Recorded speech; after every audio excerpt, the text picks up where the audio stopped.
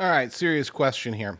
When you think of a politician or somebody who you think, yeah, that guy would definitely work towards decriminalizing paid sex. Do you think of this guy? I know I would. That's Troy Jackson. Yes, he is the Democratic Socialist in the state of Maine, running against Susan Collins, replaced Graham Plattner, and he's just got the look, man. I mean, you tell me, does he not have the look of somebody that, yeah, that's the guy that would want to decriminalize selling sex? We have this article summary over at discernreport.com. This comes to us via Breitbart, according to a staff reporter over there. Maine Democratic U.S. Senate nominee Troy Jackson played a key role in the 2023 legislation that made Maine the first state in the nation to decriminalize selling sex. Go figure. As the president of the Maine Senate, Jackson voted for the bill, presided over its passage, and signed it before sending it to the governor, changing legal terminology by replacing the word prostitute, because I guess that's just too honest, with phrases such as being prostituted, because, and I don't want to downplay those who are prostitutes for against their will. That's a totally different scenario, but those who choose to do it are choosing to do it.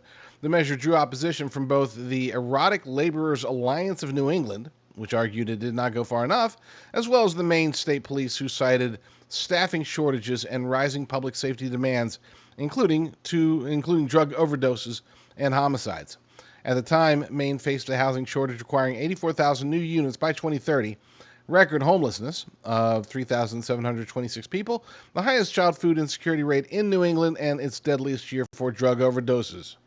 That's a good time to decriminalize prostitution.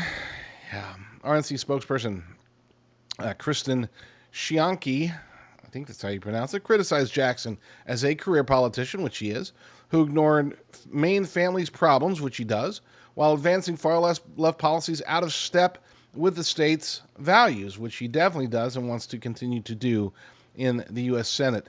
Jackson has also faced scrutiny over allegations of yelling and cursing at fellow lawmakers. That guy?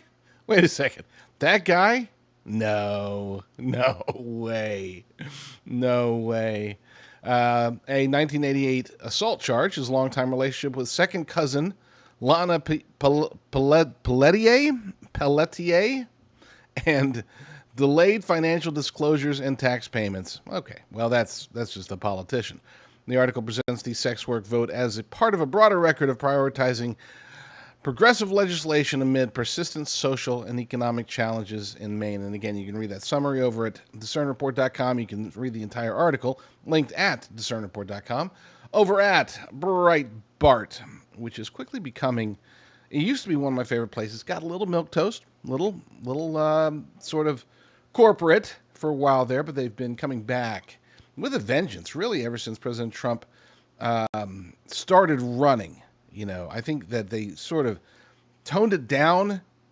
I don't know why during the Biden regime. And then once it looked like President Trump had a chance, which of course he did, praise God for that, Breitbart really picked it up. But Troy Jackson, just to be very crystal clear, Troy Jackson is a disaster.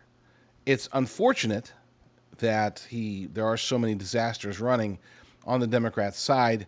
Any other year, I mean, seriously, any other year, midterm election, presidential election, go back every 2 years, and I did this in my head, and trying to think who would have been a worse candidate, like who's more disastrous for the nation. I couldn't think of one, not for running for Senate. There's some pretty bad ones running for Congress, but as far as a serious contender running for Senate on the Democrat side or any side, he would have been the worst. Unfortunately, this year, he's in the middle of the pack. He's probably about fourth or fifth as far as most disastrous Democrat candidates running in 2026.